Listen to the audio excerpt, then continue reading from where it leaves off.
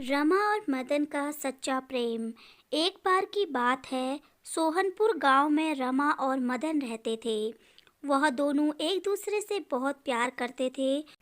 वह एक झोपड़ी में रहने के बावजूद भी प्यार से रहते थे। उनके पास पैसों की बहुत कमी थी, जिसके कारण उन्हें दो वक्त के खाने के लिए भी दिक्कत का सामना करना पड़ता था। मदन गांव के ही एक जमींदार के यहाँ खेतों में काम करता था, जिसके लिए उसको कुछ पैसे मिल जाते थे। रमा भी मदन के साथ जाने के बाद जमींदार की पत्नी के यहाँ झाड़ू पोछे का काम करती थी। रमा के बाल बहुत ही काले और घने थे। रमा की यह बहुत ही इच्छा थी कि वह अपने बालों में एक चांदी की पिन लगाए, जिससे उसके बाल और भी खूबसूरत लगेंगे। मदन भी रमा की इस इच्छा को जानता है, लेकिन पैसों की तंगी के कारण वह कुछ नहीं कर पाता। जमींदार की पत्नी के बाल झड़ने के कारण बहुत ही कम बचे थे, लेकिन वह जब रमा के बालों को देखती तो उसे बहुत जलन होती थी। कुछ दिनों के बाद रमा का जन्मदिन आने वाला था। वह रमा के जन्मदिन पर उसको चांदी की पिन उपहार देना चाहता था। मदन एक दिन जमींदार के खेतों में काम करने के बाद कुछ समय निकालकर बाजार गया, जहां उसने बालों में लगाने वाली चांदी की पिन का दाम पूछा। दुकानदार ने चांदी की पिन का दाम 50 रुपये बताया। यह सुनकर मदन घर वापस लौट आया, क्योंकि मदन के पास इतने पैसे नहीं थे। लेकिन उसने सोचा कि वह जमींदार से कुछ पैसे उधार लेकर अब की बार अपनी पत्नी रमा को उसके जन्मदिन पर यह पेन उपहार देगा, क्योंकि वह अपनी पत्नी के लिए कभी भी कुछ अच्छा नहीं ले पाया। वहीं दूसरी तरफ रमा भी अपने पति मदन को अपने जन्मदिन के उपलक्ष्य में नई कमीज देना चाहती थी। मदन की पहले की कमीज काफ़ी पुरानी हो गई थी।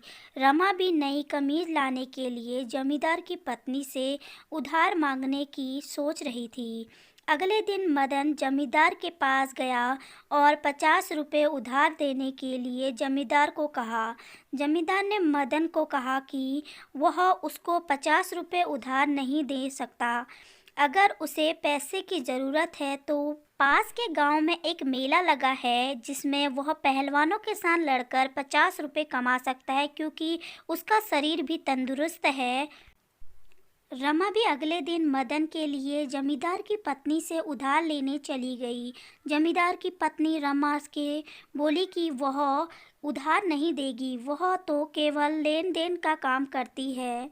वह बोली कि वह रमा को पैसे दे देगी, लेकिन उसके बदले रमा को अपने बाल काट कर देने होंगे। वह सुनकर एक बार तो रमा आश्चर्यचकित हो गई, लेकिन वह अपने पति मदन के लिए एक नई कमीज लेना चाहती थी।